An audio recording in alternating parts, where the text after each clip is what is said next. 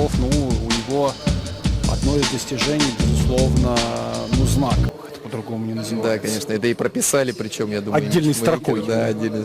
Но это действительно такая вещь, о которой, наверное, стоит поговорить, я не знаю. И Ну, рассказывайте. все-таки у Артемия Ситенкова есть в рекорде победа над Конором Макгрегором, который сейчас является, как сказать, временный чемпион UFC, 66 килограмм. И такой один из таких доминирующих и высокооплачиваемых спортсменов вообще всего мира. И Он проиграл двум людям, и один из них. Один это Джозеф Даффи, это ирландский проспект, который сейчас будет драться с Дастином Порье в главном бою вечера. И вот второй, вот это он, обычный, да, парень из Литвы, Артемий Ситенков по никнейму Литовец. Очень, конечно, своеобразно, что они выступали, я так понимаю, в 70 килограмм. Почему? Потому что Конор начинал свою карьеру в 70 килограмм. А сейчас я смотрю, что Артемий, да, выступает в 57. Сейчас был вход в одну ногу. И стоит отметить, конечно, безупречный рекорд. Это Ахметова, Кайрата. И, да, я редко видел, да, ребят с таким рекордом. Вот 21-0, это, конечно, сильно. Чемпион мира, по-моему, среди профессионалов по версии собственной, имеется в виду Алаш Прайд. Чемпион Азии по той же версии. Двукратно победили международных турниров Бусиду FC, Англия и Казахстан. Ну и пятикратный чемпион международных турниров по ММА версии Алаш Прайд FC. Сейчас левый хорошо попал Кайрат. Ну а там все-таки к Ситенкову можно относиться по-разному. Масамака по боевому самбо, Масамака по панкратиону, чемпион мира по панкратиону 2008 года. То есть достижений хватает, попытка накрутиться на ногу кувырком. Хорошая идея, но не Марцинхельд. Тот, я помню, накручивался такими темпами. Ну совсем другая скорость. Чтобы был Марцинхельд, надо было перемотать. Чтобы был Марцинхельд, надо быть Марцинхельдом. Попал.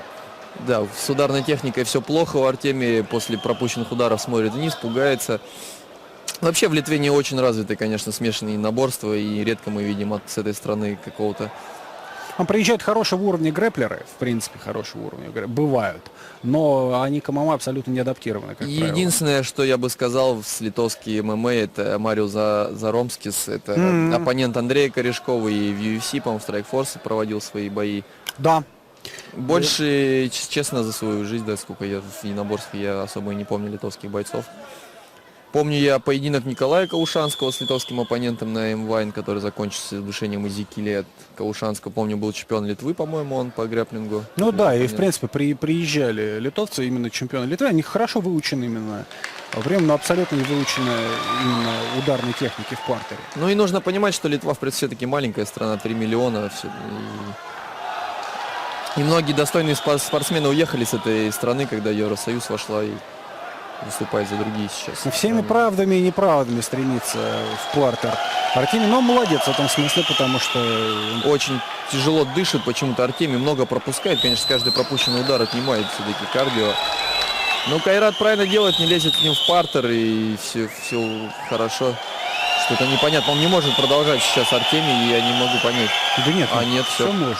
Просто судья принудительно. Просто и Ахметов такой сделал знак, как будто он выиграл этот поединок, скинул ручки. Сейчас нужно добить. Нет. Тут будет вариант Аверин Верда. Только хотел, да, сказать. Такой, знаете, перевернутый немножко. Ну, еще мне вспомнилось Эдуард Вартанян, Сергей Хандов. Да. Тоже такой момент. Прекрасный бой, кстати. Вот сейчас полотенце все-таки сохранили жизнь, здоровье литовскому спортсмену. Пусть он запомнится победой над Конором Макгрегором. Ну, конечно, поражением от Кайрата Ахметова, казаха. Ну, здесь, конечно, да. Ну, надо сказать, что очень легко и уверенно, и без особых, как сказать, не вспотев, Кайрат Ахметов 22-ю победу оформляет в своем послужном списке. Ну да, тут другое дело, что когда в одном в своем промоушене родном выиграешь все что угодно, от тебя ждут побед и в дальнейшем. Ну и национальные казахские, конечно, танцы, одежды. Такая ассоциация с воином казахским Батыр.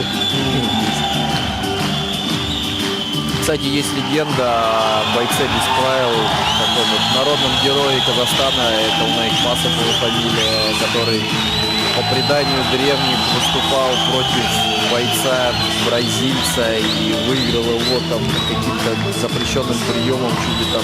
Алексей, вы откуда это все знаете? Я родился в Казахстане, есть стадионы на Икпасово и в Астане, и в Алмате, мне кажется.